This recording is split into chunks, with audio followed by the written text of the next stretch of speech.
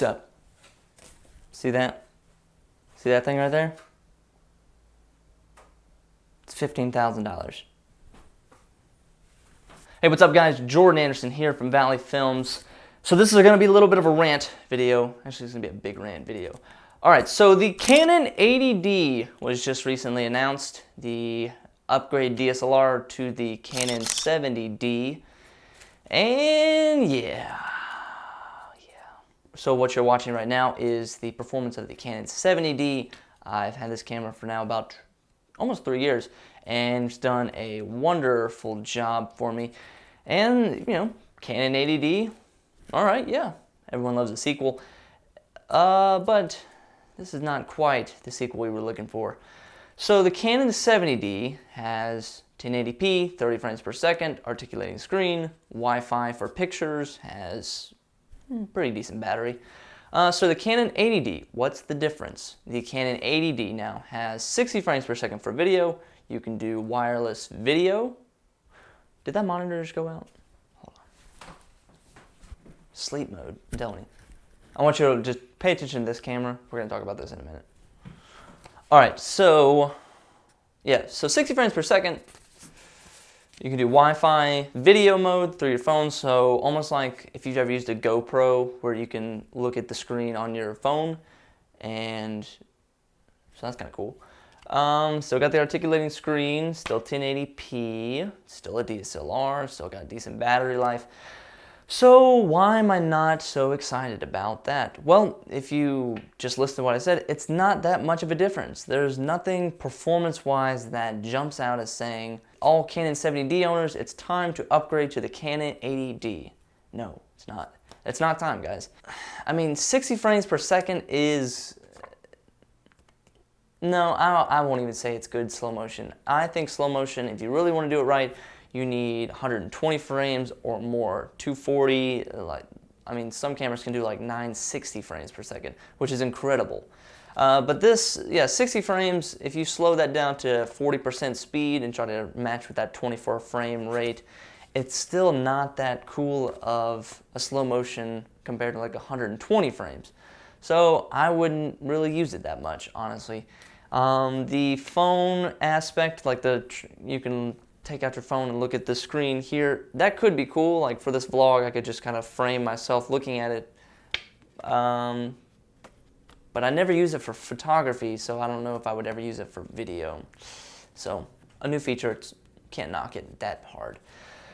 But this just kind of goes to show of Canon's slow, creeping, crawling, as slow as a goddamn glacier progress. It's so slow. You know, we've had 4K on affordable cameras now for the Sony and Panasonic.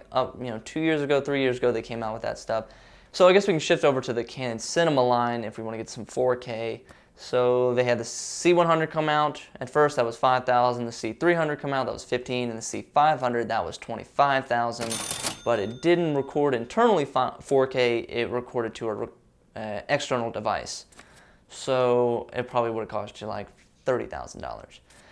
4K still hasn't come down to at an affordable rate. In the Canon world, you have the 1DC, which is a large professional DSLR that can do 4K. That's $15,000. We have the new C300 Mark II that can do 4K internally, but now that's $15,000. So you can't get 4K below $15,000 in any of the Canon devices, which sucks. Like I like Canon. I like Canon's lenses. I have a love-hate relationship with Canon. I mean, I don't mind. The color is great. The skin tones are great, but they're just so slow at evolving their technology and coming out with technology. And on a business point, I get why they have the 4K at such a high price range. I get where they're coming from, but they painted themselves into a corner. What they don't want to do is they don't want to cannibalize the C500. So if you came out with the C100 Mark II with 4K, then you would have no incentive to buy the C500 because you can get all those features in the C100 for $5,000. So they're trying to not cannibalize their top-end products, but come on, Canon. Like, that's... like eat the cost something. When I heard that the C100 Mark II was coming out, I was expecting 4K. I thought it was like, you know, it came out right around the time the A7S, so that was pretty, you know, all right, we're kind of in the 4K bubble, you know, we're kind of rising up, and it just didn't come through. Now, I mean, not that I'm in love with 4K. I don't. It's great. 4K is great, but I don't see that as like the only reason I would get a camera. But I'm just kind of making the overall point that Canon is so slow at evolving their technology that you as a consumer just get pissed off because you want the technology that's available at a cheaper price in a different universe, and you're screaming to Canon like, come on, dude, like, deliver. Just deliver. So like the lenses are great in Canon, but now people want to go get an A7S II, put on Metabones, and then use Canon glass. And that's just the whole kind of frustrating part about it, is because when people buy Canon, they're investing in Canon because they're going to get the lenses, the batteries, the chargers, and it's hard for them to switch out of the bodies. So if you just switch to having to like switch all the way over to Sony, it may be too big of a leap. So that's why I'm not saying I'm trapped in the Canon world, but you know, you don't want to. It's a larger investment to kind of switch platforms than to just upgrade. And I just wish Canon would just move the ball quicker. Like I mean, I don't know. So this kind of tying back to the Canon 80D, again, it's incremental progress. There's not much of a difference, and so should you go buy the Canon 80D if you have a 70D? No, absolutely not. Do not buy it.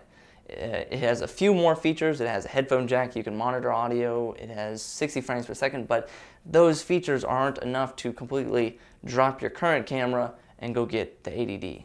If you're new to the game, I would say still get a 70D. It's, you know, save yourself $500, save yourself $250. Get the 70D. You're not going to be missing much.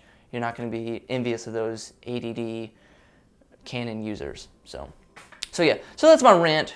You know, tossing no cards. I'm pissed. I don't know. Yeah, it's just a love-hate relationship. So, in the comments below, I have a question. Are you a Canon fanboy, or do you hate Canon with fiery passion, where you want to drown little kitties? I got weirdly violent.